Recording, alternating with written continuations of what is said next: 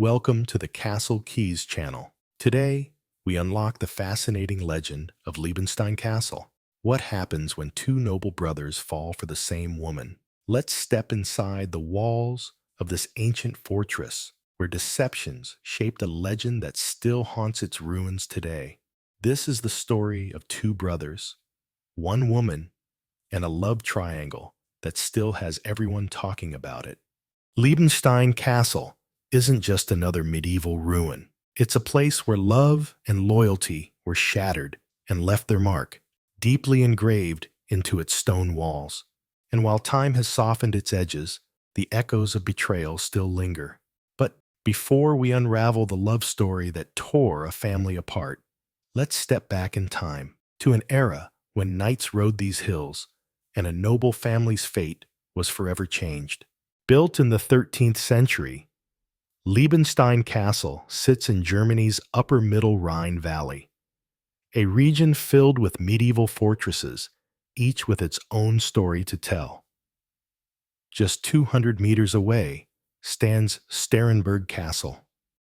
These two castles, known as the Hostile Brothers, weren't separated by war or siege, but by something far more personal: jealousy and betrayal. A distinctive feature of the castle grounds is the massive stone wall built between them, a silent testament to the feud that once divided two brothers. Today, it still stands, guarding the ghosts of a tragic past. The legend begins with Count Werner of Sterrenberg and his two sons, Henry, the eldest, and Konrad, the younger. Henry was noble and duty-bound, while Konrad was wild and passionate. Their father favored Henry, not out of cruelty, but because Konrad's birth had cost the life of their mother, a wound and loss Werner never truly recovered from. Despite their differences, the brothers grew up inseparable.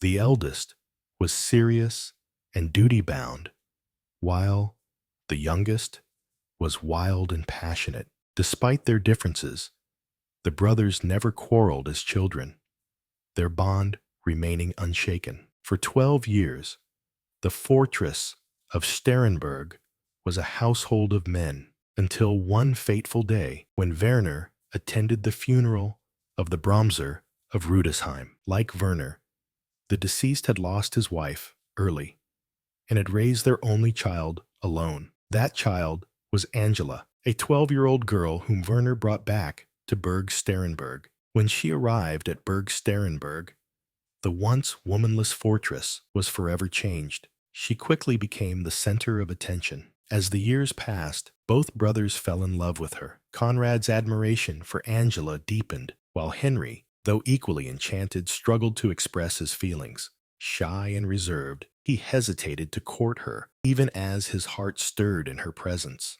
Tension between the brothers grew, and soon Angela found herself torn between two loves: Konrad's passion and Henry's stability. Konrad refused to step aside and only intensified his efforts to win Angela's heart. His determination did not go unnoticed by their father, who was resolute in his belief that Angela should marry Henry, the rightful heir. An unexpected solution arrived when Bernhard of Clairvaux traveled along the Rhine, calling for young men to join the Crusades. Werner forbade Henry from leaving, but Konrad seized the opportunity without hesitation. Before his departure, he met Angela in secret. Fear filled her heart. What if he never returned? What if she never saw him again? Konrad reassured her. He vowed he would come back, but only if she promised to wait for him. Without hesitation, she swore her loyalty. In return, Konrad placed his hand over his heart.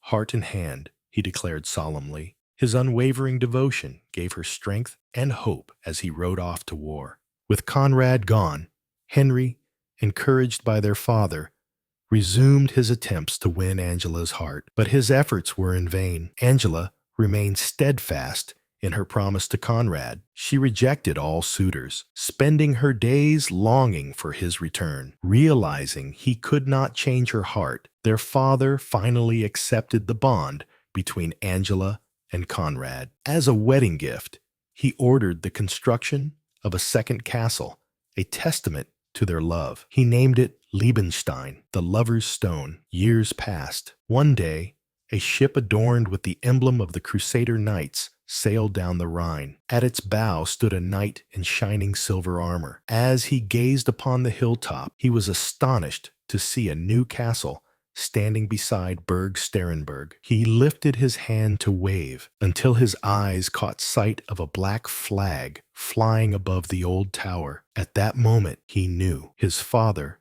was dead. Standing beside Konrad on the boat was a striking woman with flowing black hair and luminous eyes. She was a Greek woman who had saved his life, aiding in his escape from Saracen captivity. In time, Konrad found himself drawn to her kindness, and as gratitude turned into affection, he took her as his wife. It had been over 5 years since he had left the Rhine, and Konrad never believed Angela would have waited all this time. He convinced himself that she had long since married Henry, and with his new bride at his side, he sailed home, feeling no guilt over what he assumed was the natural course of things. As he stepped onto the drawbridge of Sterrenberg, his gaze was immediately drawn to a coffin placed solemnly beneath the towering archway. Without hesitation, he unsheathed his sword, raising it high as a gesture of respect and mourning, the blade glinting in the dim evening light. The home he had left behind had changed, and the shadow of the past loomed heavily over him. As Konrad entered Sterrenberg, he drew his sword in respect for his late father. Henry misread Konrad's gesture, his grief-clouded mind seeing the drawn sword as a challenge. Without hesitation, he unsheathed his own blade and charged at his brother. But this was no mere misunderstanding. Henry had spent years nursing a quiet resentment, a festering wound of unspoken fury. He loathed Konrad's fortune, burned with the anguish of his lost love, and carried the unbearable weight of Angela's heartbreak. Now, with his brother standing before him, seemingly unscathed by the past, all that suppressed wrath exploded into action. Angela stood frozen, her world crumbling around her. Grief for the man who had raised her, the shattering of her unwavering devotion, and the horror of seeing the two men she had loved most now turning against each other. It was too much to bear. As their blades clashed, she let out a cry and threw herself between them, nearly impaling herself in the chaos. The moment shattered like glass. Both brothers recoiled, their fury sobered by Angela's desperation. Without a word, they sheathed their swords. Tradition took precedence, and in silence, they followed their father's body to its final resting place. But the burial marked more than just the end of their father's life. It cemented the chasm between them. The once inseparable brothers, bound by blood yet severed by fate, withdrew into the castles left to them. Legend tells of their bitter estrangement, each standing watch from opposing towers, divided by a wall of stone and silence, never speaking again. Angela left the castle to become a nun at the monastery and camp, right below the two hostile brothers' castles. Not long afterwards, she died of sorrow. The rumors were that years later, Henry married. Konrad built the famous stone wall between the two castles of Sterrenberg and Liebenstein. The wall, which still stands up today and became as much as of attraction as the castles, was built as a shield to protect and separate the brothers from killing each other. But the legend does not end there. Some say the brothers eventually dueled to the death. Others claim they met again on the battlefield and died in each other's arms. But the darkest version tells of Konrad's death, some say by his own hand, others at Henry's. Regardless of the truth, their tragic tale haunts the ruins of Liebenstein Castle to this day. Visitors and villagers reported eerie encounters, the shadowy figure of a knight watching from the walls, and on stormy nights, the sound of clashing swords echoing through the valley. The walls of Liebenstein Castle carry more than just beautiful architecture, crafted stone, and century of history. They bear the weight of lost love and betrayals that never healed, a tragic tale that will never be forgotten. Could the spirits of the hostile brothers still haunt these ancient ruins? Maybe, maybe not. There is always a mysterious gray area around the castle's ruins that will always attract and fascinate us. In the past years, the Liebenstein Castle's ruins went under renovations